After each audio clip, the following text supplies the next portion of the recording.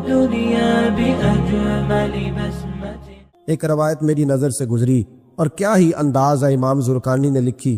ایک صحابی ہیں حضرت ابو قرصافہ رضی اللہ تعالیٰ عنہ. حضرت ابو قرصافہ رضی اللہ تعالیٰ عنہ فرماتے میں چھوٹا تھا، میری اماں اور میری خالہ مجھے ساتھ لے گئیں. میں نے کہا کہاں جانا ہے؟ کہنے لگے آؤ نبی پاک کا کلمہ پڑھنے جانا ہے. پڑھیے درود شریف صلی اللہ، سارے پڑھیے، پھر پڑھیے ایک دفعہ صلی اللہ تعالی علیہ. حضور کا ذکر ہو تو فوراً درود پڑھنا چاہیے. نبی کریم علیہ السلام کی بارگاہ میں نا میری خالہ اور میری اماں دونوں مجھے ساتھ لے گئیں کلمہ پڑھنے. کہتے ہیں جب ہم حضور کی بارگاہ میں پہنچے، کلمہ پڑھا، واپس آئے تو میری اماں اور میری خالہ آپس میں بات کرنے لگیں. میری خالہ کہنے لگی تو نے دیکھا ہے ان کا بولنا کتنا مزیدار تھا. میری خالہ کہنے لگی تو نے تو وہ دیکھا ہے لیکن وہ جو غلام آیا تھا اس کے ساتھ ان کا رویہ کتنا پیارا تھا. تو نے دیکھا جب وہ کھانا کھا رہے تھے تو پہلا خیال انہوں نے ہمارا کیا. بار بار وہ ان کا ذکر کرتی، کہتے آپس میں حضور کی شانیں بیان کرتی، میری اماں بھی میری خالہ بھی. بالآخر بات لمبی ہو گئی تو میری اماں بولی، کہنے لگی بس کر، ہم کتنی عظمتیں بیان کریں گے، مجھے تو 3 باتیں سمجھ میں آئی ہیں. کتنی؟ 3 باتیں مجھے سمجھ میں آئی ہیں. کہا وہ کیا؟ تو کہنے لگی ما رأینا مثل ھذا الرجل احسن وجھا ولا القا صوبا ولا البنا کلاما. کہنے لگی مجھے تو 3 باتیں سمجھ میں آئی ہیں کہ نہ اتنا خوبصورت چہرے والا کوئی شخص دیکھا ہے، اور نہ اتنے صاف کپڑوں والا کو دیکھا ہے، اور نہ ہی اتنی میٹھی بولی بولنے والا کوئی دیکھا ہے. تینوں باتوں کی کمال ہے. ظاہری حسن بھی کمال، کپڑوں کی صفائی بھی کمال، اور رسول پاک کا بولنا بھی کمال، لب و لہجے میں مٹھاس بھی خوبصورتی والے. یہ اصل حسن ہے کہ ظاہراً بھی انسان بڑا منزہ ہو، باطناً بھی بڑا صاف ستھرا ہو. میرے رسول پاک علیہ الصلوۃ والسلام کا طریقہ مبارکہ پتہ کیا تھا؟ حضور صلی اللہ تعالیٰ علیہ وآلہ وسلم جب مسجد میں نماز پڑھ لیتے تو حضرت جعفر رضی اللہ تعالیٰ عنہ فرماتے، بخاری کی حدیث ہے، فرماتے میں مدینہ شریف میں آیا تو حضور نماز پڑھ لیتے تو صحابہ نبی پاک کے پاس آتے اور حضور کا دست مبارک پکڑ کے پہلے چومتے پھر چہروں پہ ملتے. پہلے چومتے پھر چہروں پر. نبی پاک کے صحابہ حضور کے قدم بھی چوما کرتے، قدموں میں جھکا کرتے تھے. یہ تو بھائی اس وقت پتہ چلتا ہے جب کسی سے پیار ہو جاتا. جب کسی بندے سے، میں اکثر مثال دیا کرتا ہوں اکثر کہ کسی کا بچہ پیشاب کرے تو کہہ آتی ہے، الٹی آتی ہے، لیکن اپنا بچہ بالوں میں بھی کر دیتا ہے، پھر کوئی کہہ نہیں آتی چونکہ اپنا ہے نا، پیار ہو گیا نا. اب وہ کیفیت جب کسی سے محبت ہو جاتی ہے نا تو کچھ چیزیں صرف سمجھنے کی نہیں، کچھ چیزیں ایسی ہوتی ہیں جو محسوس کرنے والی ہوتی. اس نے کہا تھا عشق ایک ڈھونگ ہے، میں نے کہا تجھے عشق ہو خدا کرے، پھر کوئی تجھے اس سے جدا کرے، تو اسے تسبیحوں پہ پڑھا کرے، تو اسی کا نام جپا کرے، تو گلی گلی پھرا کرے، پھر میں کہوں کہ عشق ایک ڈھونگ ہے اور تو نہیں کہا کرے. پھر میں کہوں کہ عشق ایک ڈھونگ ہے اور تو، اس نے کہا تھا عشق ایک ڈھونگ ہے تو میں نے کہا تجھے عشق ہو خدا کرے. بھائی یاد رکھو جب انسان کو محبت ہوتی ہے تو پھر اس کے انداز بدل جاتے ہیں، اس کے طور طریقے تبدیل ہو جاتے ہیں. وہ میں اکثر ایک بات کہا کرتا ہوں، میں کہتا ہوں بچہ باہر سے برگر کھا کے آ جاتا ہے رات کو، اماں کہتی بیٹے روٹی کھا لو، کہنا تو سب گوبھی پکائی میں نہیں کھانی، حالانکہ برگر ہے، کھا آیا ہے، دور سے کھا آیا ہے. تو اماں اس کو کہتی ہے پھر میں سویاں نہ بنا دوں تھوڑی سی اپنے بیٹے کو، فٹافٹ چاول نہ تجھے ابال دوں، ساتھ میں باریک دال بنا دیتی. کہتا نہیں میری مرضی کا پکاتے نہیں، میں نے نہیں کھانا.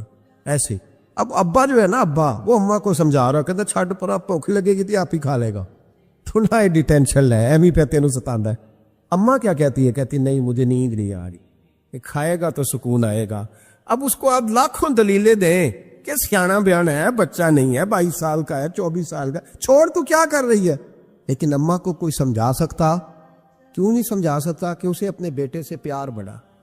وہ کیا کرے، وہ مجبور ہے. اس کے دل کی کیفیت اس طرح کی ہے کہ کوئی دنیا کی طاقت اسے سمجھا سکتی، سوال ہی نہیں پیدا ہوتا کوئی اسے سمجھا سکے. یہ ممکن کیسے ہو، کیسے سکتا ہے؟ یہ محبت ہے. میرے رسول پاک علیہ السلام کے صحابی حضرت جعفر فرماتے میں حضور کی بارگاہ میں آیا تو صحابہ کیا کرتے؟ نبی پاک کا دست مبارک پکڑتے، پہلے چومتے پھر چہرے پہ ملتے.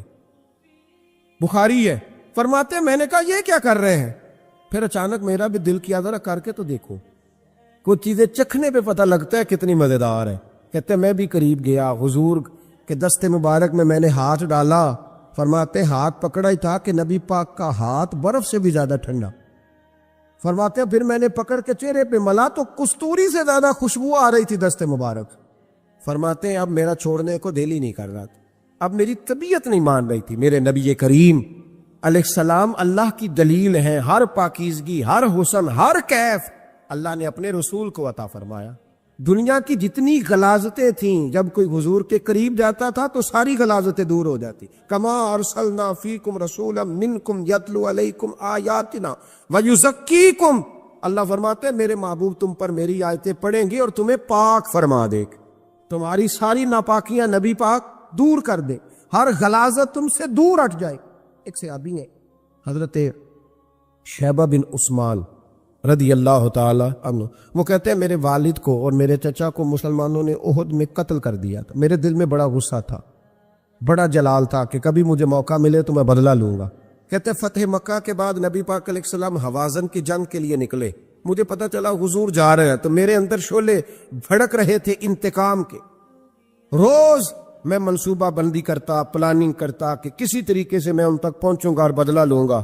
کہتے ہیں نبی کریم علیہ السلام نہ حوازن کے لیے پہنچ چکے تھے. فرماتے ہیں میں بھی جنگ میں جا کے شریک ہو گیا اور میں نے طریقہ اس طرح کا اختیار کیا کہ کسی طریقے میں حضور تک پہنچ جاؤں. سمجھ آ رہی ہے میری بات کی؟ نبی کریم علیہ السلام تک کسی طریقے پہنچ جاؤں. فرماتے ہیں لڑتے لڑتے, لڑائی کے دو طریقے ہوتے تھے. کبھی تو ایسے ہوتا تھا کہ ایک دو آدمی مل کے آپس میں لڑتے تھے, پھر گمسان کا رن پڑتا تھا, گھمبیر ہو جاتی تھی جنگ, سمجھ نہیں آتی تھی تیر کہاں سے آیا, نیزہ کہاں سے آیا. فرماتے جب گمسان کا رن پڑا نا, مجھے موقع مل گیا, میں حضور کے قریب پہنچ گیا. حضرت شیبہ بن عثمان رضی اللہ تعالیٰ عنہ کہتے جب میں پہنچ گیا تو میں نے نا دیکھا کہ اب حضور کے قریب لوگ نہیں ہیں.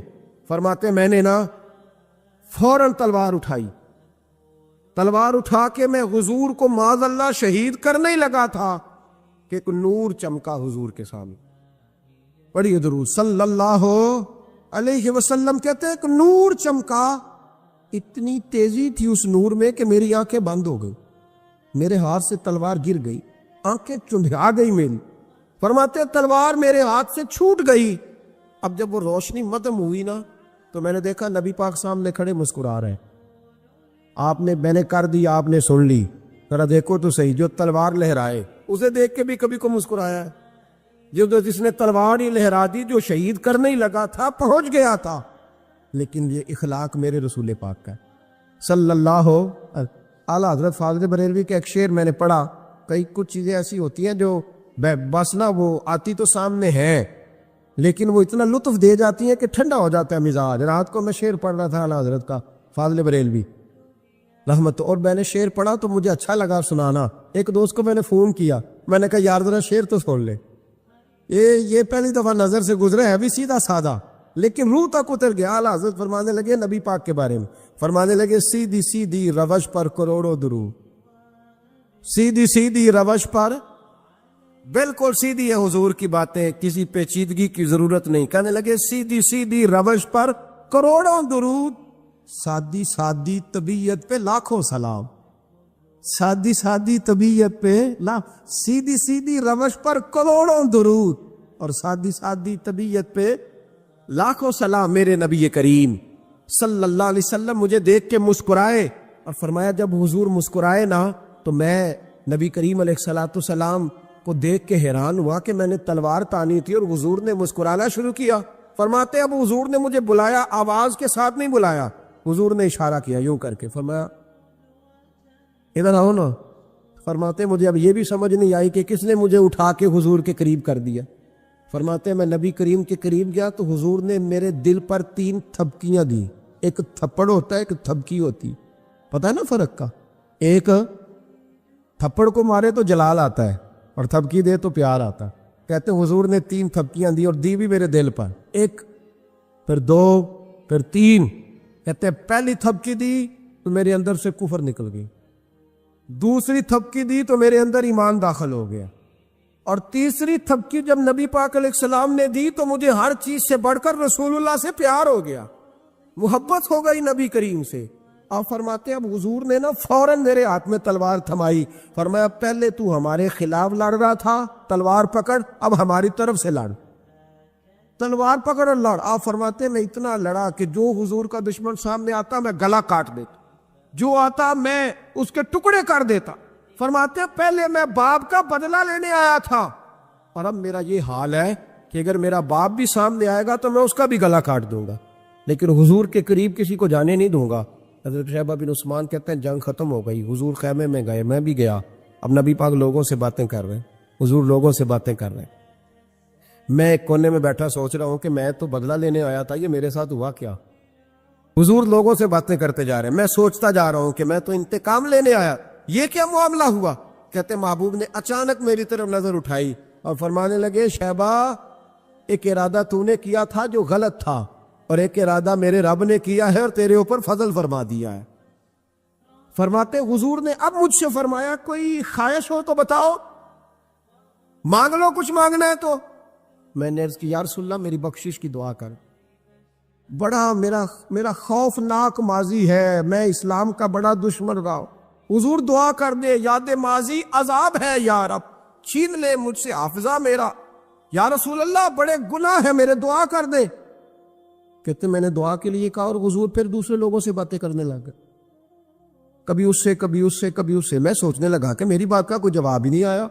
جب تو 3 بار میں نے سوچا تو میرے کریم نے پھر توجہ میری جانب کی اور فرمایا تو نے بخشش کی دعا کا کہا تھا, میں نے سن لیا ہے, رب کریم نے تیری بخشش فرما دی ہے, اللہ نے تجھے بخش دیا ہے, تیری خطائیں رب کریم نے معاف کر دی. شاہ عبد الرحیم صاحب محدث دہلوی شاہ ولی اللہ صاحب کے والد ہیں, اور ہمارے بر صغیر پاک و ہند میں جتنے بھی مسالک ہیں یہ سارے شاہ ولی اللہ صاحب کے شاگرد بنتے. وہ کہتے ہیں میرے ابا جی نے خواب دیکھا اور خواب میں انہیں رسول اللہ کا دیدار نصیب ہوا. تو نبی کریم علیہ السلام کی بارگاہ میں شاہ ولی اللہ صاحب کے ابا جی کہنے لگے حضور ایک بات بڑی اڑ گئی ہے میرے دل میں, بڑی, تو کتابوں سے جواب نہیں ملا, آج رب کریم نے موقع دیا ہے اس سوال کا جواب. تو کہ عبد الرحیم پوچھو کہ یا رسول اللہ حضرت یوسف کا حسن دیکھ کے لوگوں نے انگلیاں کاٹ لی, پر آپ کو تکنے والے تکتے ہی رہے, کوئی بھی ہوش نہیں ہوا, کسی نے انگلی نہیں کاٹی. تو کہتے محبوب نے فرمایا عبد الرحیم رب کریم نے اپنی غیرت کے ساتھ میرے حسن پر 70,000 پردے ڈالے, یہی بہتر ہے کہ پردوں میں وہ پردہ پوش رہے, وہ اگر پردے اٹھا دے تو کسے ہوش رہے. فرمایا 70,000 پردوں میں چھپا ہوا حسن ہے, ورنہ کسی کی طاقت تھی کوئی بات کر سکتا, جرأت تھی کسی شخص کی. میرے حبیب پاک سید عالم حضرت عبداللہ ابن سلام رضی اللہ تعالیٰ عنہ اہل یہود کے بڑے عالم تھے. فرماتے ہیں میں تورات زبور انجیل کا جاننے والا تھا. جس دن حضور مدینہ طیبہ آئے کسوا نامی اونٹنی پر بیٹھے تھے, میں حضور سے مناظرہ کرنے بحث کرنے آیا, میرے ساتھ میرے شاگرد تھے, ارادہ تھا بحث کروں گا, نبی پاک کو بڑے معاذ اللہ کڑوے کڑوے سوال کروں گا. کہتے حضور بیٹھے تھے کسوا نامی اونٹنی پہ اور گردن مبارک جھکی ہوئی, ہونٹوں پر حضور کے زیر لب ہلکی سی مسکراہٹ تھی. نبی پاک تھوڑا بولتے تھے پر جتنا بولتے تھے وہ دلوں میں اترتا جاتا تھا. فرماتے میں جب گیا نا میرے شاگرد ساتھ تھے, مناظرہ کرنے گیا, مناظرہ شاگرد ساتھ تھے. فرماتے میں بڑے سوالات تیار کر کے گیا پر حضور گھوڑے پہ بیٹھے تھے. 2 باتیں میں نے سنی. حضور نے فرمایا رشتہ داروں سے اچھا سلوک کرو, اپنے غلاموں کا خیال کرو. کہتے وہ شاگرد مجھے دھکے دینے لگے, کہنے لگے چل استاد جی آگے ہو, کرو سوال, چلو نا آگے, بڑھو نا آگے. یہ کئی دفعہ نعرے لگانے والے بھی مروا دیتے ہیں نا, چلو نا چلو آگے, چلو بڑھو آگے, کرو بات, آؤ نا. کہتے میں ذرا آگے بڑھا, دھکا دیا انہوں نے. فرماتے میں آگے بڑھا اور میں نے قریب محبوب کے قریب جا کے کہا حضور مجھے کلمہ پڑھا دے, میں مسلمان ہونے آیا ہوں. یعنی عام آدمی تو قائل ہو جاتا ہے عالم اور تورات زبور انجیل کا جاننے والا, حضور کلمہ پڑھائیں. کہتے میں واپس آیا نا کلمہ پڑھ کے, تو شاگرد کہنے لگے استاد جی آپ تو مناظرہ کرنے آئے تھے, یہ کیا ہوا؟ تو یہ لفظ ہے حضرت عبداللہ ابن سلام کے. فرمانے لگے تم نے نبی پاک کا چہرہ نہیں دیکھا, ان کی آنکھوں کی روشنی نہیں دیکھی, تم نے چہرے کی معصومیت نہیں دیکھی, لب و لہجے کا وقار نہیں دیکھا. کتنے دنوں کے تھکے ماندے آج وہ مدینے پہنچے, پر ان کے لب و لہجے میں کوئی اکتاہٹ, کوئی تھکاوٹ, کوئی لفظوں میں جھول تم نے دیکھا ہے؟ فرمانے لگے جس کا اس طرح کا چہرہ ہوتا ہے وہ جھوٹا نہیں سچا ہوا کرتا ہے. میرے نبی پاک علیہ الصلوۃ والسلام کے غلام حضرت طارق بن عبداللہ رضی اللہ تعالیٰ عنہ فرماتے ہیں کلمہ پڑھنے سے پہلے ایک دفعہ ہمارا سارا قبیلہ تجارت کے لیے نکلا تھا, اور اس وقت منظر یہ ہوتا تھا کہ ہم اپنی عورتوں کو بھی ساتھ لے جاتے تھے. 6 مہینے سفر کرنا ہوتا تھا، اونٹ گھوڑے ہم بیچا کرتے تھے، عورتیں بھی ساتھ رہتی، کھاتے بھی پکاتے بھی۔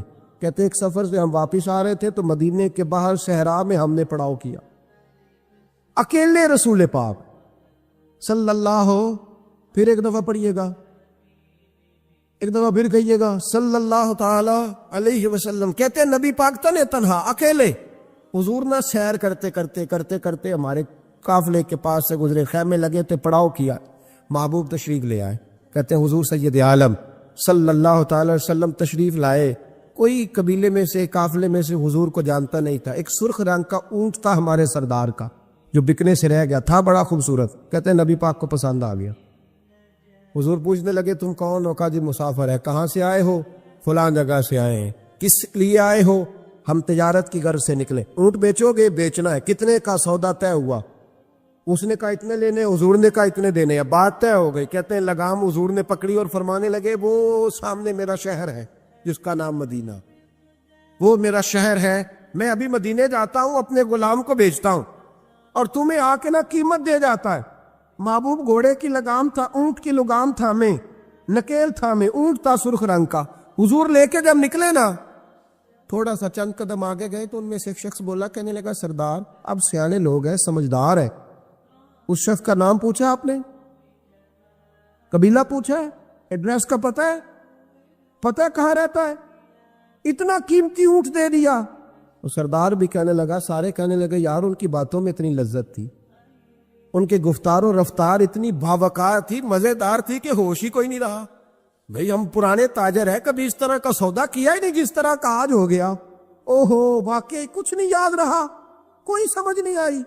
وہ ابھی نظر آ رہے، ایک آدمی دوڑ کے جاؤ، دوڑ کے اور جا کر کے نا ان سے کہو بڑی جائز بات ہے، وہ ناراض بھی نہیں ہوں گے۔ ان سے ایک شخص کہو کہ بھئی اونٹ دے جاؤ، پیسے لے آنا اور اپنا مال لے جانا، دوڑ کے جاؤ۔ ایک شخص دوڑنے لگا تو سردار کی بیوی خیمے کے اندر تھی، پردے کے پیچھے سے بولی، کہنے لگی خبردار کوئی پیچھے نہ جائے، اگر پیسے مل گئے تو ٹھیک ہے، نہ ملے تو میں دے دوں گی، کوئی پیچھے نہ، کوئی نہ جائے پیچھے۔ سردار کہنے لگا تو جانتی ہے؟ کہنے لگی نہیں۔ کا گارنٹی کیوں دے رہی ہے؟ تو کہنے لگی تم نے ان کا چہرہ نہیں دیکھا؟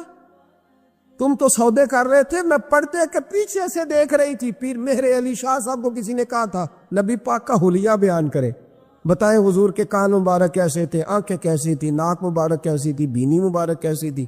تو پیر مہر علی شاہ صاحب کہنے لگے کوئی مثل نہیں ڈھولن دی، کہنے لگے مجھ سے نہیں بیان ہوتا حضور کا حلیہ، کوئی مثل نہیں ڈھولن دی، تو چپ کر مہر علی، ایتھے جا نہیں بولن دی، بس کر، تو بیان کر سکتا ہے اتنی طاقت۔ اعلیٰ حضرت نے کہا لم یاتی نذیر کفی ناظرن مثلے تو نشد، پید آ جانا۔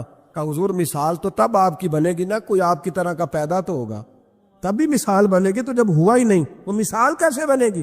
کہنے لگی کوئی نہ جائے، نہ پیسے آئے تو میں دے دوں گی۔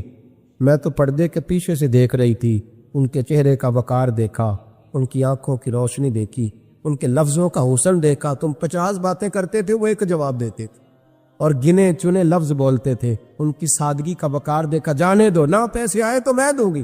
کہتے حضور گئے، تھوڑی دیر کے بعد ایک کالے رنگ کا حبشی غلام آیا، پیسے بھی پکڑے اور اپنی چادر میں نا کھجورے باندھ کے تو پیچھے ڈالی ہوئی، اور دیہاتی لوگ پیچھے نہیں ڈال لیتے، کھجورے ڈال کے پیچھے۔ کہتے ہیں وہ آئے اور ان کے آنے کا انداز بھی بڑا نرالا تھا۔ کہتے ہیں وہ جھومتے جھومتے اللہ کا ذکر کرتے، اللہ الصمد کرتے پہنچ گئے، اور آگے کہنے لگے تم سے میرے نبی نے اونٹ خریدا؟ تم سے؟ کہا ہم سے خریدا ہے۔ کہنے لگے یہ تمہارے پیسے؟ اور پھر چادر کھول کے صحرا پہ بچھا دی، کہنے لگے یہ تمہارے پیسے، اور کھجورے کھاؤ، میرے نبی نے تحفہ بھیجا ہے، کھاؤ، حضور نے تحفہ بھیجا ہے۔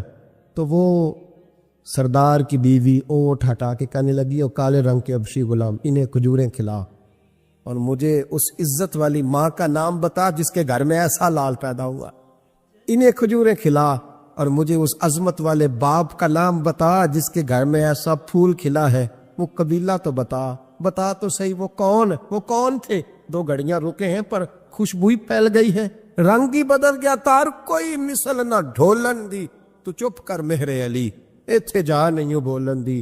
حضرت طارق بن عبداللہ کہتے ہیں جناب بلال فرمانے لگے وہی تو اللہ کے آخری رسول ہے، وہی تو خاتم المرسلین ہے، وہی تو ہیں جنہیں اللہ نے ساری انسانیت کے لیے نمونہ عمل بنایا۔ کہتے ہم اونٹ بیچنے گئے تھے پر سارے کا سارا قبیلہ ہی مسلمان ہو گیا۔ حضرت زید بن حارثہ کہتے ایک جنگ کا موقع تھا، ایک شخص کفر کی طرف سے لڑتا آ رہا تھا، کفر کی طرف سے۔ فرماتے میں نے جب وہ میرے قریب آیا لڑتے وقت، تو زید بن حارثہ کہتا میں نے تلوار اٹھائی اور میں مارنے لگا تو اس نے کلمہ پڑھنا شروع کر دیا، لا الہ الا اللہ محمد رسول اللہ صلی اللہ علیہ وسلم۔ تو زید بن حارثہ کہتے ہیں میں نے کہا اچھا اب موت نظر آئی ہے تو کلمہ یاد آ گیا ہے، تو کافر ہے، تو صرف تلوار سے بچنے کے لیے کلمہ پڑھ رہا۔ کہتے میں نے ماری تلوار گردن اڑا دی، پھر میں حضور کی بارگاہ میں حاضر ہوا۔ میں نے کہا یا رسول اللہ آج جہاد کے وقت ایک انوکھا واقعہ ہوا، ایک بندہ کفر کے ساتھ لڑ رہا تھا اور جب میں تلوار مارنے لگا تو وہ کلمہ پڑھ رہا تھا۔ حضور میں سمجھ گیا کہ تلوار سے بچنے کے لیے کلمہ پڑھ رہا ہے۔ حضرت زید بن حارثہ کہتے ہیں حضور کی آنکھیں غصے سے سرخ ہو گئی۔ نبی کریم فرمانے لگے تو نے دل پھاڑ کے دیکھا تھا کہ وہ تلوار سے ڈر کے کلمہ پڑھ رہا ہے؟ جب وہ پڑھ رہا تھا کلمہ تو پھر تو کس طرح کا مجاہد ہے جس نے کلمہ پڑھنے والے کی گردن اڑا دی؟ وہ پڑھ رہا تھا کلمہ تو تجھے قبول کرنا چاہیے۔ میرے بھائی یہ بڑا محتاط معاملہ ہے، لیکن مسئلہ یہ ہے کہ یہ کچھ دنوں تک یہ باتیں رہتی ہیں، پھر آہستہ آہستہ میری آنکھوں سے بھی رخصت ہو جائے، آپ کی نظروں سے بھی رخصت ہو جائے گی، لیکن وہ دو بیٹیاں ساری زندگی نہیں بھلا سکتی، ان کے لیے تھوڑا سا مشکل ہے۔ ان پر جو طوفان تیزی سے گزرا ہے نا، گزرا تو چند منٹوں میں ہے لیکن صدیوں تک اس کی گونج رہے گی، صدیوں تک۔ اللہ تبارک و تعالیٰ کوئی فضل کر دے۔ اب تو ہم دعاؤں والی جگہ پہ آ گئے ہیں، چونکہ میری قوم تو انویسٹر ہے نا، ان سب کی میری قوم انویسٹر ہے، وہ انویسٹ کرتی ہے ان لوگوں پہ، ان کو لاتی ہے، بناتی ہے، خرچے کرتی ہے، پوسٹر چھاپتی ہے، شرم نہیں آتی، حیا نہیں آتی، ایسے لوگوں کو لاتی ہے اور پھر کیا مطلب بات کی جائے۔ اور میں نے اس وقت بھی کہا تھا اور پھر کہتا ہوں اور ببانگے دوہل کہتا ہوں کہ نمبر پلیٹیں بدلنے سے گاڑیاں ٹھیک نہیں ہوتی، نمبر پلیٹیں بدلنے سے گاڑیاں ٹھیک نہیں ہوتی، گاڑی کا انجن بدلنے سے پھر ہی اس کا دھواں ختم ہوتا۔ نمبر پلیٹ بدل کے چہرے وہی، باتیں وہی، کام وہی، یہ کس طرح صحیح ہو سکتا ہے؟ یہ تو نظام اس وقت ٹھیک ہو جائے جب اندر سے بولیے انجن بدلے جائے، تب یہ معاملات صحیح ہوں گے۔ بس دعا کرو جمعے والے دن اللہ اپنی خاص رحمت فرمائے۔ بہرحال عام دام برسر مطلب حضرت ابو بردہ رضی اللہ تعالیٰ عنہ حاضر خدمت ہوئے، عرض کیا یا رسول اللہ صلی اللہ تعالیٰ علیہ وسلم، حضور کوئی کام بتائے مجھے، میں کروں تو میری دنیا بھی بن جائے آخرت بھی بن جائے، کوئی کام بتائے، کوئی حکم۔ آپ فرماتے میری جیب میں پیسے بھی تھے، حضور کہتے تو میں کنواں بھی کھدوا دیتا، سرکار فرماتے تو میں کسی مسجد کی جگہ میں بھی وسعت بھی کر دیتا، کوئی حکم بتائے تو کہتے حضور نے عجیب حکم بتایا، فرمایا ایذ الاذی عن طریق المسلمین، فرمایا ابو بردہ اگر تو نے نفع والا کام کرنا ہے نا جس سے تیری دنیا بھی بنے اور آخرت بھی بنے، تو فرمایا جب تو رستے میں چل رہا ہو نا تو جو چیزیں کسی کو تکلیف دینے والی ہو وہ رستے سے اٹھاتا جایا کر، وہ چیزیں رستے سے، مشکل کام ہے، خاصا مشکل ہے نا جی، رستے سے چیزیں اٹھاتے جایا کر، یہ وہ کام ہے جس سے تیری دنیا بھی بنے گی اور تیری آخرت بھی بنے، تجھے نفع ملے گا، تکلیف دینے والی چیزیں رستے سے اٹھا۔ حضرت خواجہ نظام الدین محبوب الہی رحمۃ اللہ علیہ کا ایک مرید آیا، کہنے لگا حضور لوگ بڑا تنگ کرتے، اب میں بھی تنگ ہی کروں گا، ہمارا دعویٰ ہے نا کہ میں اچھے کے ساتھ اچھا ہوں اور برے کے ساتھ ہے، یہ کوئی کمال کی بات ہے، برے کے ساتھ تو سارے برے ہوتے، اچھے کے ساتھ تو سارے ہی، کمال تو یہ ہے کہ میں اچھے کے ساتھ بھی اچھا ہوں اور برے کے ساتھ بھی اچھا ہوں، یہ کمال ہے، یہ کہے کا کمال ہے کہ جس طرح کا وہ اس طرح کا، یہ کوئی کمال نہیں۔ میرے بھائی حضرت جناب خواجہ صاحب رحمۃ اللہ علیہ سے حضرت محبوب الہی سے وہ مرید کہنے لگا حضور آپ ہمیشہ درگزر کی باتیں سناتے ہیں، لوگ تنگ کرتے، اب میں نے فیصلہ کر لیا ہے کہ جو میرے رستے میں کانٹے بچھائے گا میں بھی اس کے رستے میں کانٹے بچھاؤں گا۔ تو آپ فرمانے لگے بیٹا نہیں، کوئی کانٹے بچھائے تو کانٹے اٹھا لیا کر۔ اس نے کہا حضور نہیں میں نے بھی کانٹے بچھانے ہیں۔ تو آپ فرمانے لگے آدھی سڑک پہ تو نے بچھا دیے، آدھی پہ اس نے بچھا دیے، تو جتنے لوگ گزرے گے سب کے پیر زخمی ہو جائیں گے، پھر تو سارا روڈ کانٹوں سے بھر جائے گا، کوئی اٹھانے والا بھی تو ہونا چاہیے نا، کوئی کانٹے چننے والا بھی ہونا چاہیے، کوئی ایسا شخص موجود ہو جو رستوں کے کانٹے اٹھائے۔ میرے بھائی، راہ کے ہم پر حقوق ہے، رستے کے ہم پر۔ نبی پاک صلی اللہ علیہ وسلم نے رستے میں بیٹھنے میں منع کیا، لیکن فرمایا اگر بیٹھنا ہے تو تمہیں 5 کام کرنے پڑیں گے۔ گرمیوں میں جس کا دل کرتا ہے نا کہ کھلی ہوا میں بیٹھوں، بیٹھ لے پر 5 کام کرے، یہ بخاری ہے۔ جس کا دل کرتا ہے نا سردیوں میں گلی میں بیٹھوں، دھوپ لوں، تو پھر وہ کتنے کام کرے گا؟ بولیے یا رسول اللہ صلی اللہ تعالی علیہ وسلم کیا کیا کرے تو رستے میں بیٹھنے کی اجازت ہے؟ تو نبی پاک صلی اللہ علیہ وسلم نے فرمایا رستے کا حق ادا کرو، 5 کام کرو۔ یا رسول اللہ کون کون سے؟ فرمایا اگر رستے میں بیٹھنا ہے تو نظریں نیچی کر کے بیٹھو، اس کو بھی اس کو بھی، آنے والے کو بھی اور جانے والوں کو بھی دیکھنے کی تمہیں اجازت ہے۔ رستے میں بیٹھنا ہے تو پھر نظریں نیچی کر کے بیٹھو۔ رسول کریم علیہ السلام نے فرمایا رستے میں بیٹھنا ہے تو دوسری شرط ہے، یہ شرطیں 5 لگائی نبی پاک نے، یہ بخاری ہے۔ فرمایا رستے میں بیٹھنا ہے تو دوسری شرط تمہارے لیے یہ ہے کہ جتنی چیزیں تکلیف دینے والی رستے میں پڑی ہوگی وہ بیٹھنے والے نے اٹھانی ہے۔ اس نے ایک نیا وہاں بیٹھ کے اذیت والا کام نہیں کرنا، بلکہ اس کی ذمہ داری ہے، چونکہ رستے میں وہ بیٹھا ہے، تکلیف دہ چیزیں اٹھائے گا۔ اور تیسری شرط نبی کریم علیہ السلام نے فرمایا تم پر ضروری ہے کہ تم نے سلام لینے والے کا جواب جلدی دینا ہے۔ رستے میں بیٹھنا ہے تو سلام لینے والے کا جواب جلدی دینا ہے۔ اور چوتھی شرط یہ ہے کہ تم نے رستے میں بیٹھے بیٹھے نیکی کا حکم دینا ہے اور برائی سے منع کرنا ہے۔ یہ 5 کام کرنے ہیں، پھر تمہیں رستے میں بیٹھنے کی اجازت ہے، یہ رستے کا حق ہے، اس کو ادا کرو تو رستوں میں بیٹھو۔ لیکن اگر صرف غیبتیں کرنے بیٹھنا ہے، اگر معاذ اللہ صرف لوگوں کو دیکھیں، اور اپنے بزرگوں کو یہ کام کرتے دیکھا، ہمارے حاجی ابو داؤد محمد صادق صاحب رحمۃ اللہ علیہ نا گلی سے گزر رہے تھے، سنگی ان کے ساتھ تھے، تو کہتے ہیں کہ ایک بی بی بغیر پردے کے جا رہے تھے، نیکی کا حکم کرنا اور برائی سے، بچی کو بغیر پردے کے جا رہی، تو ایسا فرمانے لگے پتر پردہ کر۔ بچی کسی امیر گھر کی تھی، کچھ پڑھی لکھی بھی تھی، غصہ کر گئی، پتر پردہ کر۔ اس طرح وہ کیا پتر پردہ کر، مسلمان دیے تھی یا پردہ کر دیا نے، وہ کہنی بابا جا اپنا کام کر۔ ایسا فرمانے نے پتر میں کام بھی لگا، میرا ہی کام بھی صبح شام، میں کام بھی لگا ہوں بڈھے بارے میں، اور کی کرنا ہے میرا صبح شام کام یہ جڑا بندہ کام کرے انہوں چنگا دسنا، جڑا چنگا کرے وہ استقامت دی دعا کرنا، میں کام ہی لگا ہوں، میری ڈیوٹی یہی ہے۔ تو بچی مسکرا پڑی، کہنے لگی بابا دیا تو جواب ہے پر تیرے لفظوں میں مٹھاس بڑی ہے۔ اس نے اسی وقت نقاب کر لیا۔ رستے میں بیٹھنا ہے تو رستے کا حق بھی ادا کرنا ہے، ڈیوٹی کرنی ہے، ایسے تھوڑی ہے کہ راہ میں بیٹھ جائے۔ ابو داؤد شریف میں حدیث ہے، نبی پاک علیہ السلام کے صحابی حضرت سہل بن معاذ رضی اللہ تعالیٰ، حضرت سہل بن معاذ رضی اللہ تعالیٰ عنہ کہتے ہیں ہم حضور کے ساتھ ایک جہاد پہ گئے، مجاہدین کے ساتھ سامان ہوتا ہے، سامان سفر، کہتے ہیں کہ جگہ ہم نے پڑاؤ کیا تو رستے تھے وہاں، تو رستوں میں تھوڑا تھوڑا صحابہ نے سامان رکھ دیا۔ ہمارے ہاں تو جو آدمی بڑی گاڑی پہ بیٹھا ہو اس کو تو آپ ہارن بھی نہیں دے سکتے، تو حال ہی نہیں پیدا ہوتا، اس لیے کہ وہ جس گاڑی میں بیٹھا ہے اس لیول کا اس کا روب ہے نا جناب، اس کو تو آپ ہارن بھی، اور اگر آپ نے دے لیا تو وہ شیشہ نیچے کرے گا، تو کہے گا تو جڑی آگ بجھاڑی تو لگ جانا پہلا، چونکہ وہ اب اس کی مرضی ہے، چونکہ شہنشاہ وقت چڑھے ہوئے ہیں۔ اور پارکنگ کا مسئلہ اتنا خوفناک ہے کہ بڑے بڑے سیانے بندے گاڑی کے پیچھے گاڑی لگا دیں، آپ ڈھونڈتے پھرے، اللہ خیر کر، اس کو پتہ ہے کہ گزرنا ہے، اس کو خبر ہے کہ یہ گاڑی والے کو تکلیف ہوگی لیکن بس گزر جائیں گے۔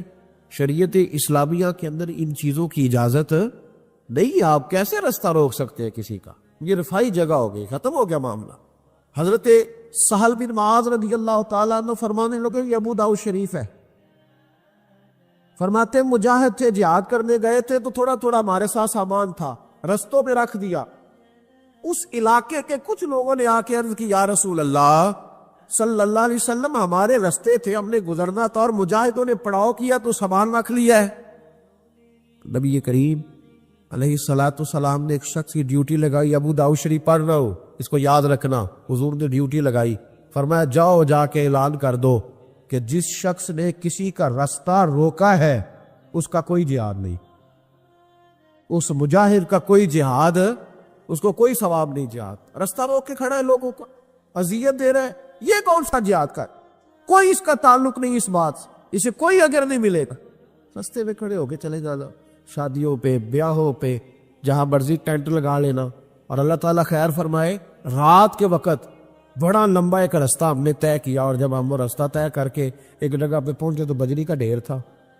کیا کر سکتے ہیں آپ، کدھر گاڑی جائے گی؟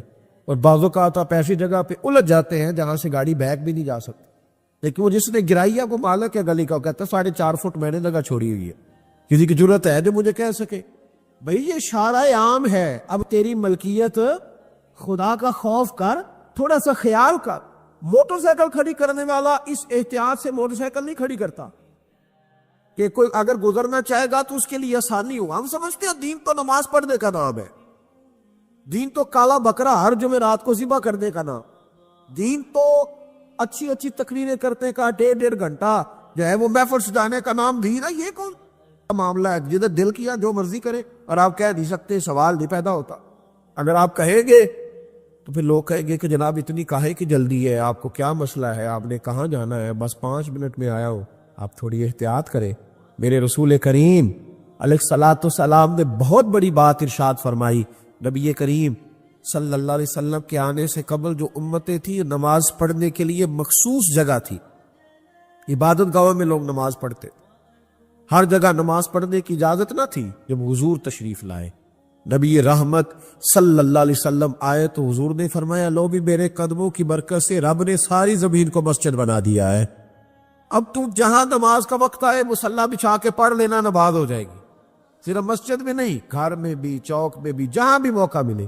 لیکن حضور نے فرمایا جہاں سے لوگ گزرتے ہو نا، شارع عام ہو، وہاں تمہیں نماز پڑھنے کی اجازت نہیں، وہاں نماز نہ پڑھنا، سائڈ پہ ہو کر پڑھنا۔ ایسی جگہ جہاں لوگوں کو تکلیف نہ ہو۔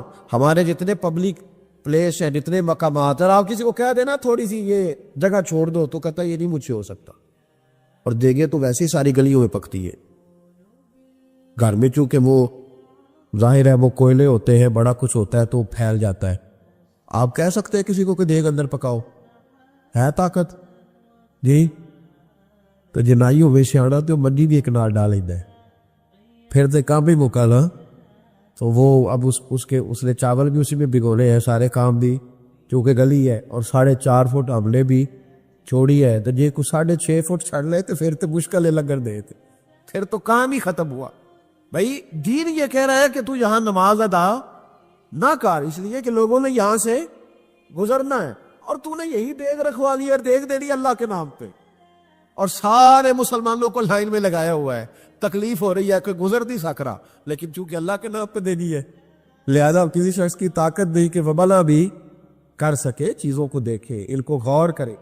یہ جس دین کے میں اور آپ ماننے والے ہیں، اس دین میں حسن ہی بڑا ہے، اس میں تو وقار ہی بڑا ہے، اس میں تو پیار ہی بڑا ہے، اس میں تو وہ رعنائی ہے، اس میں تو وہ برکت ہے، اس میں تو وہ قرار ہے کہ انسان کی روح ٹھنڈی ہو جاتی ہے۔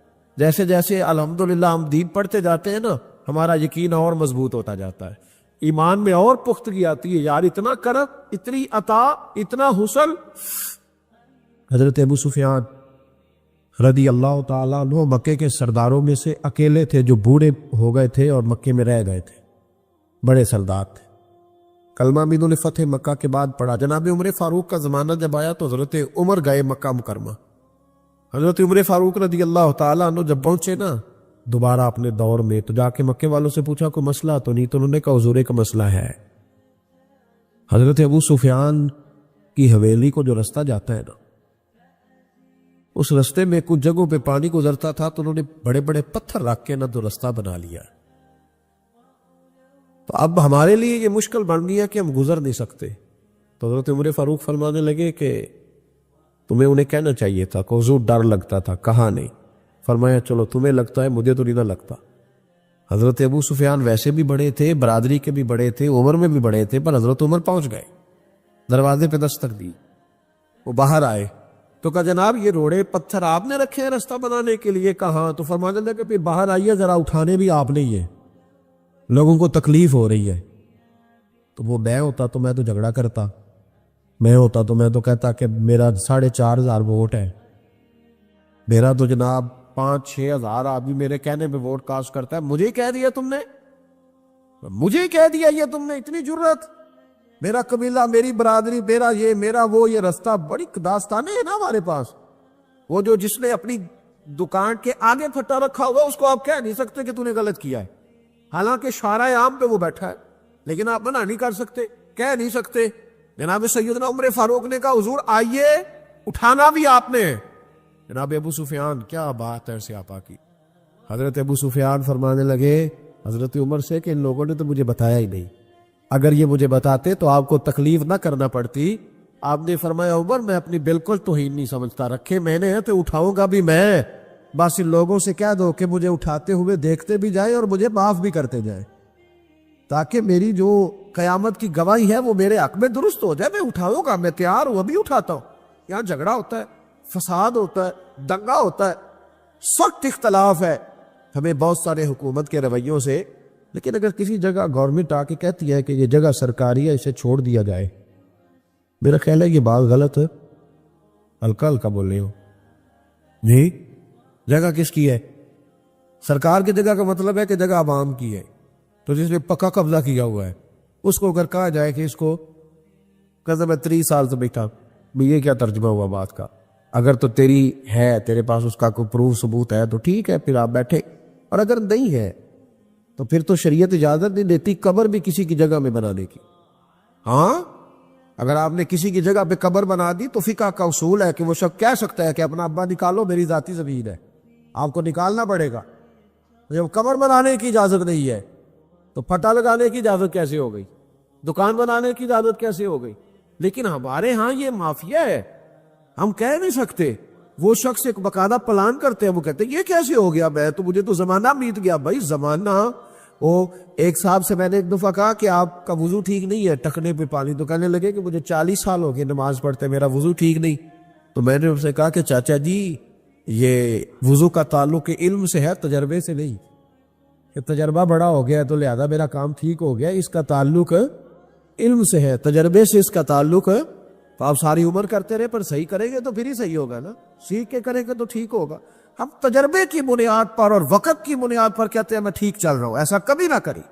آؤ نہ دیکھیں کہ وہ توکل کدھر ہے. اقبال کہنے لگے سن اے تہذیب حاضر کے گرفتار، غلامی سے بدتر ہے تیری بے یقینی.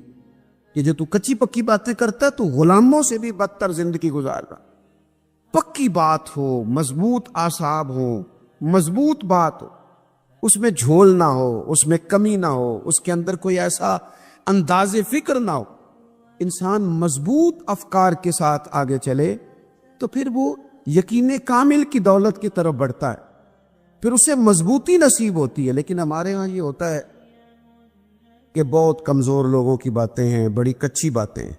نبی کریم صلی اللہ تعالی علیہ وسلم فرما رہے ہیں غار ثور میں، آپ کی توجہ ہے میری بات پر، سامنے کھڑے ہیں قریش مکہ، حضور کیا کہتے ہیں؟ لا تحزن،